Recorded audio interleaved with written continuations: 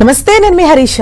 సుప్రీంకు నీటి లెక్కలు, బీఆర్ఎస్ కాంగ్రెస్ మధ్య మాటల యుద్ధం, మేడారంలో మంత్రుల పర్యటన, భోగాపురంలో తొలి ఫ్లైట్ ల్యాండింగ్, ఉత్తరాంధ్ర అభివృద్ధికి మైలురాయి, ప్రాణం తీసిన వివాహేతర బంధం, జంతువుల రక్తంతో కొత్త దందా, 2036లో భారత్లో ఒలింపిక్స్, సీఎం పొంగల్ గిఫ్ట్, వెనిజులాలో సంక్షోభం.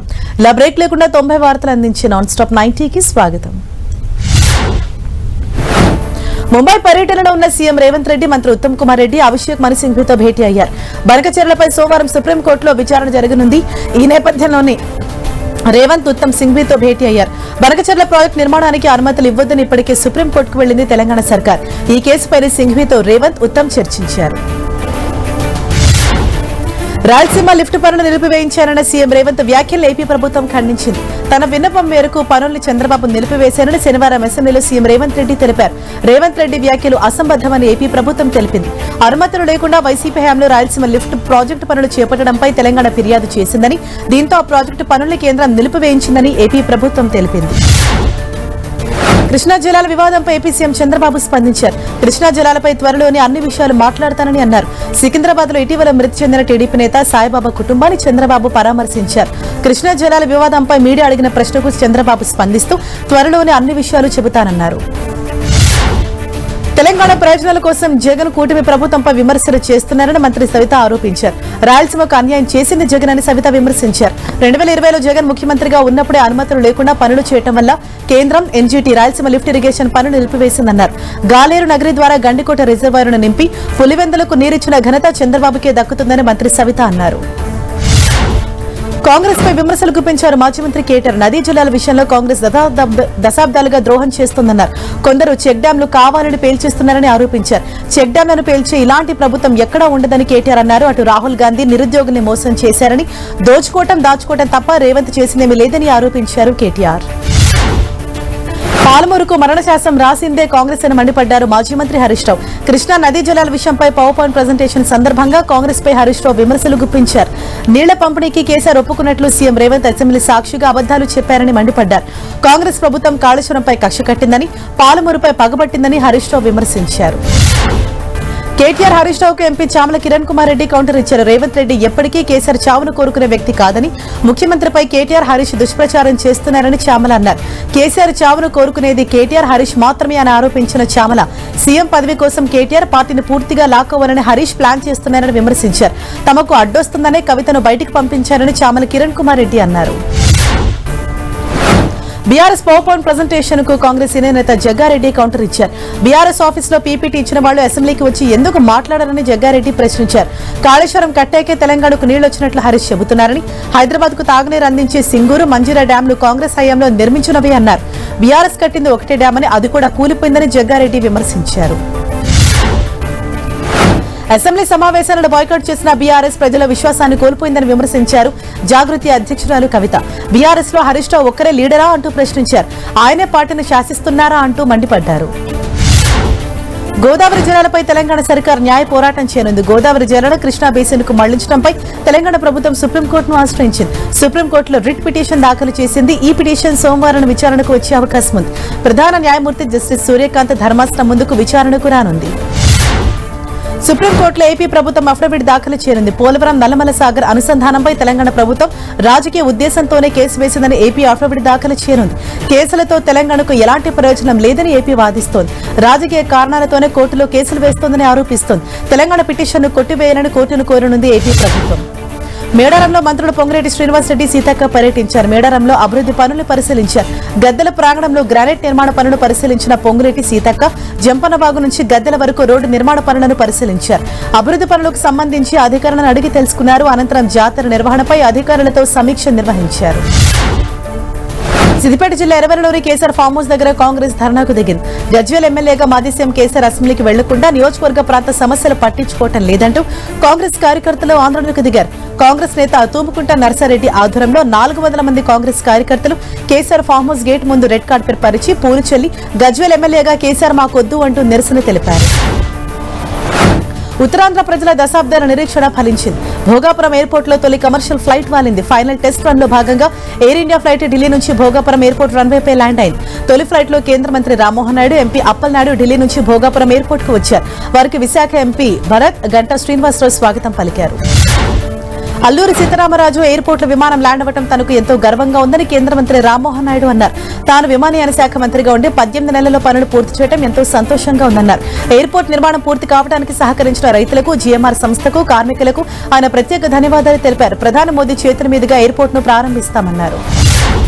భోగాపురం విమానాశ్రయంలో తొలి విమానం ల్యాండింగ్ విజయవంతం కావడం ఉత్తరాంధ్ర అభివృద్ధిలో ఒక మైలురాయి అని సీఎం చంద్రబాబు అన్నారు.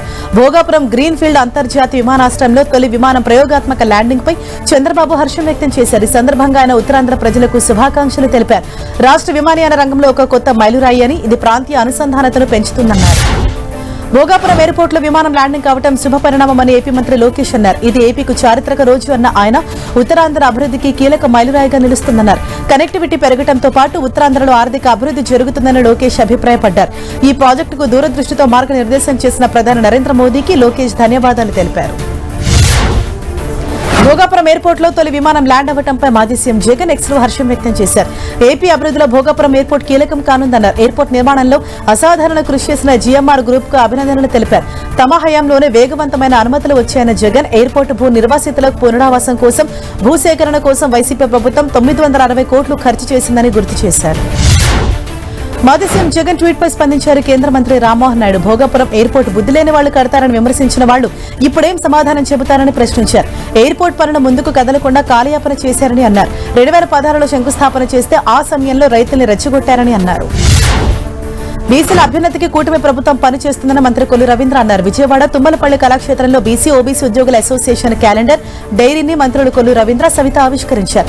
గత ప్రభుత్వం బీసీలపై అక్రమ కేసులు పెట్టి వేధించిందని కొల్లు రవీంద్ర ఆరోపించారు.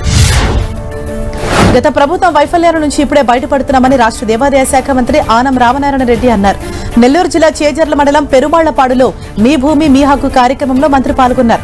గత ప్రభుత్వం వేల కోట్ల రూపాయల విలువైన భూమిని కొట్టేసేందుకే ల్యాండ్ టైటిలింగ్ యాక్ట్ చట్టాన్ని తీసుకునొచ్చిందని ఆరోపించారు. ఆ చట్టాన్ని కూటమి ప్రభుత్వం రాగానే రద్దు చేసిందని మంత్రి ఆనం అన్నారు.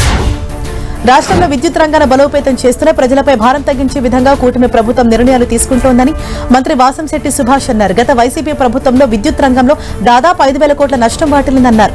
ఆర్థిక ఇబ్బందులు ఉన్నప్పటికీ ప్రజలకు ఉపశమనం కలిగించే దిశగా విద్యుత్ ఛార్జీల తగ్గింపునకు కూటమి ప్రభుత్వం చర్యలు చేపట్టిందన్నారు. వినూత్న సంస్కరణలతో సాంఘిక సంక్షేమ శాఖ కొత్త అభివృద్ధి పథకాలు అమలు చేస్తోందని మంత్రి డోలా బాల వీరాంజనేయ స్వామి అన్నారు. ఎస్సీ, ఎస్టీ, అట్రాసిటీ బాధితులకు 60 కోట్లు పెండింగ్ బకాయిలు చెల్లించామని తెలిపారు. పీఎం అజయ్ ద్వారా ఎస్సీ కాలనీలో అభివృద్ధి, మౌలిక సదుపాయాలు కల్పిస్తున్నామని మంత్రి వివరించారు. అనకాపల్లి జిల్లా రాంబిల్ మండలం అచ్యుతాపురంలోని ఎస్వీఎస్ కెమికల్ ఇండస్ట్రీస్ వద్ద జరిగిన అగ్ని ప్రమాద ఘటనా స్థలాన్ని హోంమంత్రి అనిత, ఎమ్మెల్యే సుందరపు విజయ్ కుమార్ పరిశీలించారు.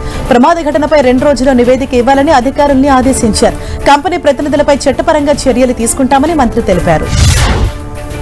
తెలంగాణ అసెంబ్లీలో తీర్మానంపై ఎమ్మెల్యే సోమిరెడ్డి చంద్రమోహన్ రెడ్డి స్పందించారు. గోదావరి నీటిని ఏపీ ఉపయోగించకూడదన్న సరికాదన్న ఆయన 3000 టీఎంసీల గోదావరి జలాలు సముద్రంలో కలిసిపోతున్నాయని, అనుమతి తీసుకుని ప్రాజెక్టులు కట్టుకుంటామని అన్నారు. బీఆర్ఎస్ కు కౌంటర్ ఇవ్వాలని సీఎం రేవంత్ ఇలా మాట్లాడటం సరికాదన్నారు సోమిరెడ్డి చంద్రమోహన్ రెడ్డి.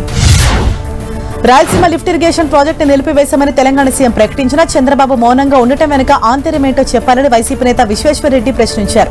రాయలసీమ లిఫ్ట్ ఇరిగేషన్ పనులు నిలిపివేయడంపై చంద్రబాబుకు రేవంత్ రెడ్డికి ఉన్న బంధం ఎలాంటిదో అర్థమవుతోందన్నారు. రాయలసీమ లిఫ్ట్ ఇరిగేషన్ పూర్తయితే జగన్ కు మంచి పేరు వస్తుందనే అక్కసుతో కూటమి ప్రభుత్వం ఇలా చేసిందని విశ్వేశ్వరరెడ్డి ఆరోపించారు. అనంతపురం జిల్లా బొమ్మనహాళ్ మండలంలో సోమవారం జరగనున్న ఎంపీపీ ఎన్నికల్లో గందరగోళం సృష్టిస్తే సహించేది లేదని ఎమ్మెల్యే కాల్వ శ్రీనివాసులు అన్నారు. వైసీపీ నాయకులు ఉద్దేశపూర్వకంగా అధికారుల్ని బెదిరించే ప్రయత్నం చేస్తున్నారని మండిపడ్డారు. వైసీపీ ఇన్ఛార్జ్ మెట్టు గోవిందరెడ్డి ప్రోత్సాహంతో వైసీపీ నేతలు అధికారుల్ని భయభ్రాంతులకు గురిచేసే ప్రయత్నం చేస్తున్నారని ఆరోపించారు. విశాఖ స్టీల్ ప్లాంట్ భూ నిర్వాసితులు భిక్షాటన కార్యక్రమాన్ని చేపట్టారు. భూములిచ్చి 40 ఏళ్లు గడిచినా ఇప్పటికీ న్యాయం జరగలేదంటూ నిర్వాసితులు పెద్ద ఎత్తున ఆందోళనకు దిగారు. తమ భూములను తమకు తిరిగివ్వాలంటూ డిమాండ్ చేశారు. మిగులు భూములను ప్రతి ఆర్ కార్డు హోల్డర్లకు పంచాలని డిమాండ్ చేశారు. తమకు న్యాయం చేయాలంటూ గాజువాకలో భిక్షాటన చేస్తూ నిరసన చేపట్టారు. సిపిఐ 100 ఏళ్ల ఉత్సవాల సందర్భంగా కరీంనగర్లో పార్టీ కార్యకర్తలు భారీ ర్యాలీ నిర్వహించారు. ఈ ర్యాలీలో సిపిఐ జాతీయ కార్యదర్శి పల్లా వెంకటరెడ్డి, మాజీ ఎమ్మెల్యే చాడ వెంకటరెడ్డి, ఇతర ముఖ్య నాయకులు పాల్గొన్నారు. 100 ఏళ్ల క్రితం భూమి కోసం, భుక్తి కోసం, పేద ప్రజల కోసం సిపిఐ పార్టీ పుట్టిందని పల్లా వెంకటరెడ్డి, చాడ వెంకటరెడ్డి అన్నారు. కేంద్ర ప్రభుత్వం కార్పొరేట్లకు కొమ్ము కాస్తోందని విమర్శించారు. కాంగ్రెస్ సీనియర్ నేత జీవన్ రెడ్డి ఎమ్మెల్యే సంజయ్ ఉద్దేశించి హాట్ కామెంట్ చేశారు. ప్రభుత్వ విధానాలు నచ్చి మద్దతిస్తే స్వాగతిస్తామన్న జీవన్ రెడ్డి పార్టీలో చేరి ఆధిపత్యం చెలాయించాలని చూస్తే సహించబోనని అన్నారు. పార్టీ అంతర్గత వ్యవహారాల్లో జోక్యం చేసుకుంటే ఊరుకోబోమని హెచ్చరించారు. కాంగ్రెస్ కార్యకర్తల హక్కుల కోసం ఏ త్యాగానికైనా సిద్ధమన్నారు జీవన్ రెడ్డి. కొండగట్టు ఆలయ అభివృద్ధి కోసం పక్క రాష్ట్రం నేతను నిధులిస్తే మంత్రి అడ్లూరి, ఎమ్మెల్యే మేడిపల్లి సత్యం ఉత్తి చేతులతో పోయారని మాజీ ఎమ్మెల్యే రవిశంకర్ విమర్శించారు. గిరి ప్రదక్షిణకు డబ్బులు ఇవ్వాలని పవన్ కళ్యాణ్ ని అడుక్కుంటున్నారని ఎద్దేవా చేశారు. జీవన్ రెడ్డి మంత్రిగా ఉన్నప్పుడు కొండగట్టును పట్టించుకోలేదని సుంకె రవిశంకర్ విమర్శలు గుప్పించారు. ఫోన్ ట్యాపింగ్ కేసులో సిట్ ఎమ్మెల్సీ నవీన్ రావును విచారించింది. ఉదయం 11 గంటలకు విచారణకు రావాలని సిట్ నోటీసులు ఇవ్వడంతో నవీన్ రావు జూబ్లీహిల్స్ పోలీస్ స్టేషన్ కు విచారణకు హాజరయ్యారు. ఆయన్ను సిట్ అధికారులు విచారించారు. ఇప్పటికే నవీన్ రావుపై డివైస్ తో ఫోన్ ట్యాపింగ్ చేయించినట్లు ఆరోపణలు ఉన్నాయి. యూట్యూబర్ అన్వేష్ కు ఉచ్చు బిగుస్తోంది. నా అన్వేషణ యూట్యూబ్ ఛానల్ వెంటనే బ్యాన్ చేయాలంటూ నటి కరాటి కళ్యాణ్ మరోసారి పంజాగుట్ట పిఎస్ లో ఫిర్యాదు చేశారు. అంతేకాదు అన్వేష్ కు సంబంధించిన బ్యాంక్ అకౌంట్లను కూడా ఫ్రీజ్ చేయాలని డిమాండ్ చేశారు. ఇటీవల నమోదైన ఎఫ్ఐఆర్ లో మరికొన్ని యాక్టులు చేర్చి అతనిపై చర్యలు తీసుకోవాలని ఆమె కోరారు. విదేశాల్లో ఉంటూ ఇండియాలో హిందువులను కించపరిచేలా వీడియోలు చేస్తుంటే సహించేది లేదన్నారు. దిపేట జిల్లా హుస్నాబాద్ లో బీజేపీ నాయకులు స్థానికులు ఆందోళన నిర్వహించారు. పట్టణ శివారులోని డబుల్ బెడ్రూమ్ ఇళ్లను సందర్శించారు బీజేపీ నాయకులు. 480 ఇళ్లలో 90 మంది లబ్ధిదారులకు ప్రభుత్వం హడావుడిగా కేటాయించిందని, మౌలిక వసతులు కల్పించలేదని ఆరోపించారు. వెంటనే మౌలిక వసతులు కల్పించాలని, మిగతా ఇళ్లను వెంటనే పూర్తి చేయాలని డిమాండ్ చేశారు. లేదంటే పాదయాత్రగా వెళ్లి మంత్రి పొన్నం ప్రభాకర్ కార్యాలయాన్ని ముట్టడిస్తామని హెచ్చరించారు. వరంగల్ జిల్లాలోని ఐనవోలు ఆలయం జాతరకు సిద్దమవుతోంది. భోగి పండుగ రోజు జాతర ప్రారంభమై ఉగాది వరకు కొనసాగనుంది. ఈ జాతరకు తెలంగాణలోని వివిధ రాష్ట్రాల నుంచి భక్తులు తరలిరానున్నారు. మరోవైపు మేడారం జాతరకులైన భక్తులు తిరుగు ప్రయాణంలో ఐనవోలు మల్లన్న స్వామిని దర్శించుకుంటారు. భక్తుల రద్దీ దృష్ట్యా ఆలయ అధికారులు ప్రత్యేక ఏర్పాట్లు చేశారు. వర్ధనపేట ఎమ్మెల్యే నాగరాజు జాతర ఏర్పాట్లను స్వయంగా పర్యవేక్షిస్తున్నారు. గోదావరి జిల్లాలో సంక్రాంతి వేడుకలు ప్రారంభమయ్యాయి. స్కూళ్లు, కాలేజీల విద్యార్థులు పెద్ద ఎత్తున సంస్కృతి సంప్రదాయాలు ఉట్టిపడే విధంగా సంక్రాంతి వేడుకల్లో పాల్గొంటున్నారు. ఏలూరులోని ఓ స్కూల్లో నిర్వహించిన సంక్రాంతి వేడుకలు ఆకట్టుకున్నాయి. సంక్రాంతి విశిష్టత, ప్రాధాన్యత గురించి తెలియజేస్తూ ప్రదర్శించిన సాంస్కృతిక కార్యక్రమాలు ఎంతగానో ఆకర్షించాయి. ఢిల్లీలో సంక్రాంతి సంబరాలు అంబరానంటే ఢిల్లీ యూనివర్సిటీలో ముందస్తు సంక్రాంతి వేడుకలు జరిపారు. తెలుగు స్టూడెంట్స్ అసోసియేషన్ ఆధ్వర్యంలో ఏర్పాటు చేసిన వేడుకలకు కేంద్ర మంత్రి రామ్మోహన్ నాయుడు, ఎంపీ ఈటెల రాజేందర్ హాజరయ్యారు. ఈటెల రాజేందర్ తో కలిసి భోగి మంటలు వెలిగించారు కేంద్ర మంత్రి రామ్మోహన్ నాయుడు. తిరుమల శ్రీవారిని మన శంకర వరప్రసాద్ గారు మూవీ టీం దర్శించుకుంది. మూవీ డైరెక్టర్ అనిల్ రావిపూడి, నిర్మాత సాహు గారపాటి, రచయిత రామ్ జోగేష్ శాస్త్రి తిరుమలకు వచ్చి శ్రీవారి సేవలో తరించారు.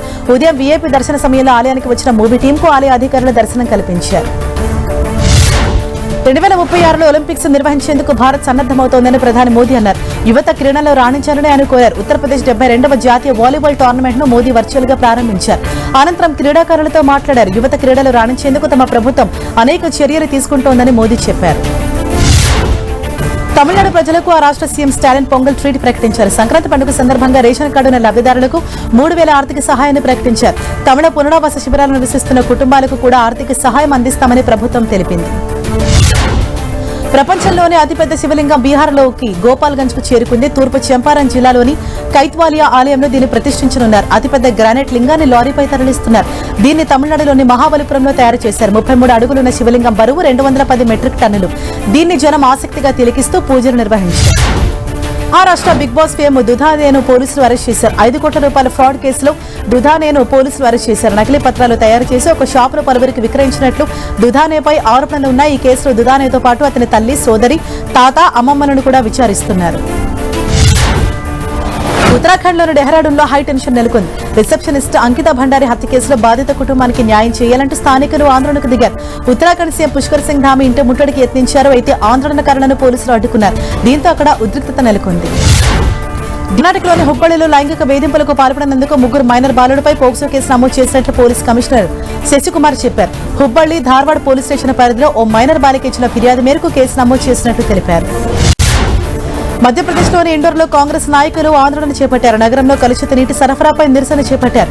మున్సిపల్ కార్పొరేషన్ ప్రధాన కార్యాలయం ఎదుట నిరసన వ్యక్తం చేశారు. ప్రభుత్వం కలుషిత నీటిపై చర్యలు తీసుకోవాలని డిమాండ్ చేశారు. ఉత్తరప్రదేశ్లో అక్రమ నిర్మాణాలపై అధికారులు ఉక్కుపాదం మోపారు. సంభాలు అక్రమ నిర్మాణాలను బుల్డోజర్లతో అధికారులు కూల్చివేశారు. భారీ పోలీస్ బందోబస్తు నడుమ కూల్చివేతలు చేపట్టారు అధికారులు.